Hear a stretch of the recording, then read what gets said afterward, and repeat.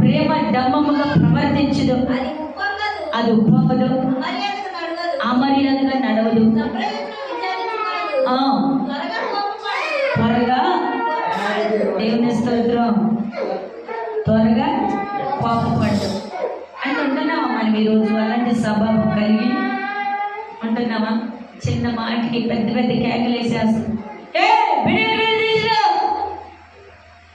భర్తకి, భార్యకి, పిల్లలకి మధ్యన ఎంత రగిలిపోతుంటుందో. హల్లెలూయా. రాత్రి వాక్యం చెప్పుకున్నాం, గుర్తుందా? ముగించేస్తాను. రాత్రి వాక్యం చెప్పుకున్నాం, నిన్న వాళ్ళు చెప్పండి, నేను ముగించేసేస్తాను. హల్లెలూయా.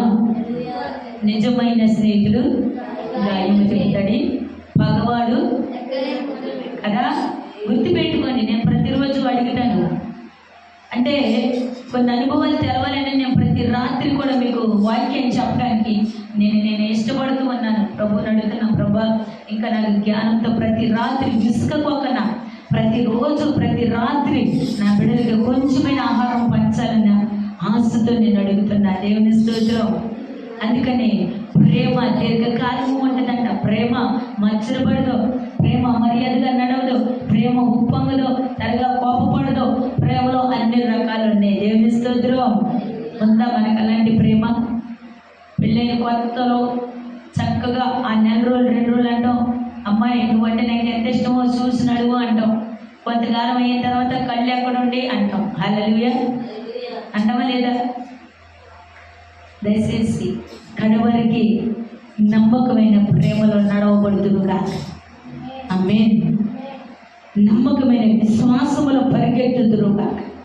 ఈ లోక స్నేహితుడు కాదు నిన్ను ఆదుకునేది, నా ప్రాణనాథుడు నేను చెయ్యందించి లేవనెత్తబడుతునుగా, గొప్ప సహాయకుడిగా నిలబడుతునుగా. హల్లెలూయా హల్లెలూయా. ఈరోజు పెద్దవారిని మనం చూడాలంటే చాలా విసుక్కుంటున్నాము. నేను విజయవాడ ప్రాంగణానికి వెళ్ళాను. ఆమెకి 2 బాబులు, ఒక పాప. బాగా గొప్ప చదువులు, వాళ్ళు ఉద్యోగాలు కూడా చేస్తున్నారు. ఆమెకి గవర్నమెంట్ జాబ్, శాలరీ చాలా వస్తుంది. భర్త లేడు, 3 మగపిల్లలే. ఆ క్వార్టర్స్లో ఉంటుంది. ఆమెకి ఆ 2-3 స్టేర్ల బిల్డింగ్ కూడా వాళ్ళ మరిది గారికి ఇచ్చి ఆ క్వార్టర్స్కి వెళ్ళింది.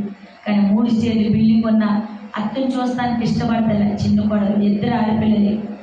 పెద్ద కోడలు ఏమంటుందో తెలుసా? నేను ఏడంటే నా అత్త ఆడే ఉంటుంది. నా అత్త దగ్గరికి మా అత్త నేను తీసుకెళ్ళిపోవాలనుకుంటున్నా.